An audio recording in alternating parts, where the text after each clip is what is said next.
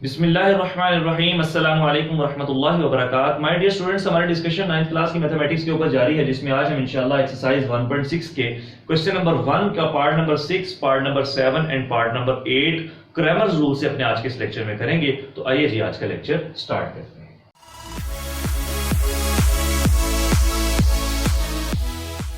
Part number 6 में कहता है जी 4x plus y equals to 9 and minus 3x minus y equals to minus 5। तो सबसे पहला काम क्या होता है कि हम मैट्रिसेस बनाते हैं। तो आइए जरा मैट्रिक्स बना लेते हैं 4 माइनस 3 1 माइनस 1।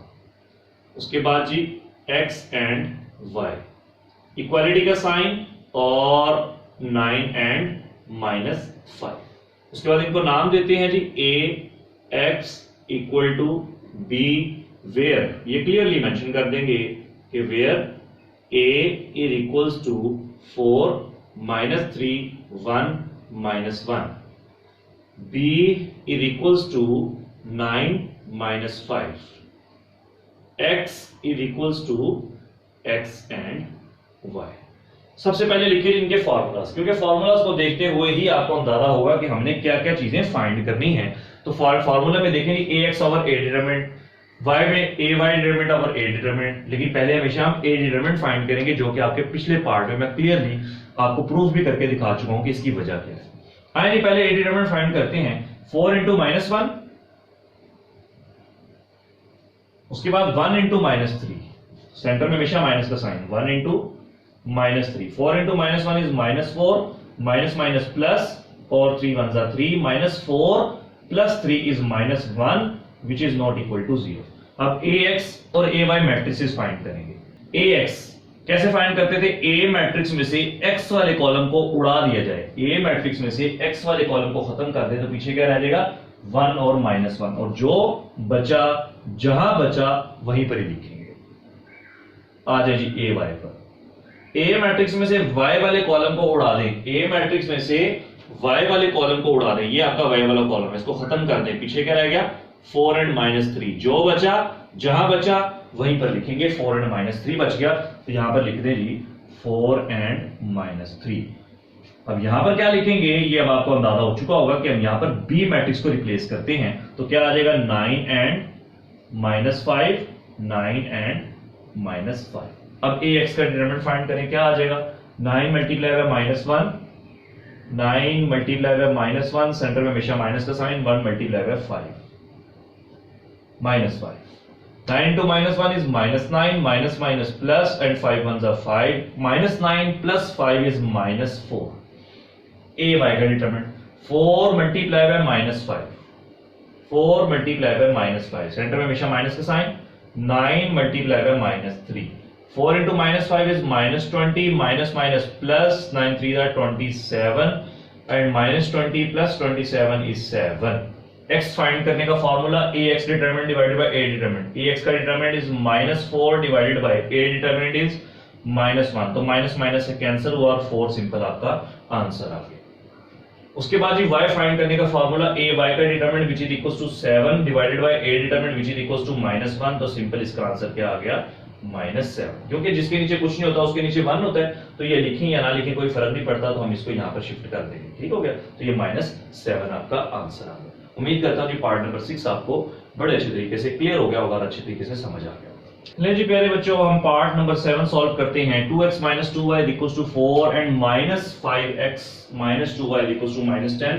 सबसे पहला काम कि हम मैट्रिसेस बनाएंगे, जो कि हम पहले भी बना चुके हैं, 2 and minus 5, उसके बाद -2 and -2, उसके बाद x और y इक्वालिटी का साइन एंड 4 एंड -10। नेक्स्ट पे बच्चों ax इक्वल टू b, अब यहां पर क्लियरली मेंशन करेंगे where a is equals to 2 - 5 -2 -2, b is equals to 4 and -10, x is equals to x and y। अब आ जाए जी आगे, फॉर्मूला लिख दिया, क्योंकि फॉर्मूले से ही पता चलेगा कि हमने क्या क्या चीजें फाइंड करनी है। तो पहले हमेशा a डिटरमिनेंट, क्योंकि दोनों में यूज हो रहा है और डिनोमिनेटर में है, तो ये फाइंड करेंगे। अगर ये जीरो ना हुआ तो आगे क्वेश्चन को फाइंड करेंगे, अदरवाइज छोड़ देंगे वहां पर ही। तो ए डिटरमिनेंट कैसे आ जाएगा? 2 multiply by -2, 2 multiply by -2, centre में हमेशा माइनस का sign, -2 multiply by -5, -2 multiply by -5, 2 into -2 is -4। ये देखिए ब्रैकेट के अंदर माइनस माइनस हो गया प्लस, तो ये वाला माइनस रहेगा एज इट इज, और 2 5 10, -4 -10 is -14 which is not equal to 0। अब फाइंड करेंगे जी AX मैट्रिक्स। AX मैट्रिक्स कैसे फाइंड करेंगे? A में से X वाले कॉलम को उड़ा दें, A में से X वाले कॉलम को खत्म कर दें, तो पीछे बच गया -2 एंड -2, जो बचा जहां बचा वहीं पर मेंशन करेंगे। इसकी जगह क्या लिखेंगे? B matrix which is equal to 4 and -10। इसी तरह से यहां पर AY, A मैट्रिक्स में से Y वाले कॉलम को खत्म कर दें। ये A मैट्रिक्स है और ये Y वाला कॉलम है, इसको अगर खत्म कर दिया जाए तो पीछे बचेगा 2 एंड -5, तो 2 एंड -5 को यहां पर मेंशन कर दें, 2 एंड -5, और इसकी जगह पर क्या लिखेंगे? B matrix which is equal to 4 and -10। अब आ जाए जी AX का डिटरमिनेंट फाइंड करें। क्या आ जाएगा? 4 मल्टीप्लाई -2, तो 4 मल्टीप्लाई -2, सेंटर में हमेशा माइनस का साइन, -2 मल्टीप्लाई बाय -10, तो 4 इंटू -2 इज -8, और ये देखिए माइनस माइनस प्लस हो गया, तो ये वाला सेंटर वाला माइनस तो एज इट इज रहा, और 2 10 20 हो गया। तो -8 -20 क्या होता है जी? -28। इसी तरह से AY पर आ जाए, इसका डिटरमिनेंट फाइंड करें। 2 इंटू -10, 2 इंटू -10, सेंटर में हमेशा माइनस का साइन, 4 इंटू -5, -20, और ये माइनस माइनस हो गया प्लस, और 4 5 20 which is equals to 0। x find करने का formula AX determinant divide by A determinant, -28 है आपका AX डिटरमिनेंट, A डिटरमिनेंट है -14। y फाइंड करने का formula AY determinant 0 divided by A determinant is -14, 0 और समथिंग इज 0, ये तो हो गया जी 0। अब यहां पर आ जाते हैं, इसकी कटिंग कर लेते हैं, माइनस माइनस से कैंसिल, 14 1 14, 14 2 28, तो इसका आंसर क्या आ गया? 2। x का आंसर 2, y का आंसर 0। उम्मीद करता हूं जी ये पार्ट नंबर 7 आपको बड़े अच्छे तरीके से समझ आ गया। ले जी प्यारे बच्चों, अपने आज के इस लेक्चर का क्वेश्चन नंबर 1 का लास्ट पार्ट ग्रामर रूल से करते हैं। क्वेश्चन नंबर 1 के तमाम पार्ट्स पहले मैट्रिक्स इन्वर्जन मेथड से कर चुके हैं, अब हम लास्ट पार्ट ग्रामर रूल से सॉल्व करने लगे हैं। तो आपके क्वेश्चन नंबर 1 के तमाम पार्ट्स मैट्रिक्स इन्वर्जन मेथड से और ग्रामर रूल से सॉल्व हो जाएंगे। तो आइए जी स्टार्ट करते हैं part number 8। 3x - 4y = 4 and x + 2y = 8। सबसे पहला काम इसमें हम मैट्रिसेस बनाते हैं, तो आइए जी जरा मैट्रिसेस बनाते हैं। क्या आ जाएगा? 3 and 1 -4 and 2।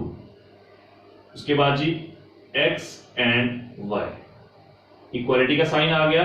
उसके बाद जी 4 and 8, नाम देंगे जी ax = b, where clearly mention करना बड़ा जरूरी है कि where a = 3 1 -4 and 2, b = 4 and 8, x = x and y।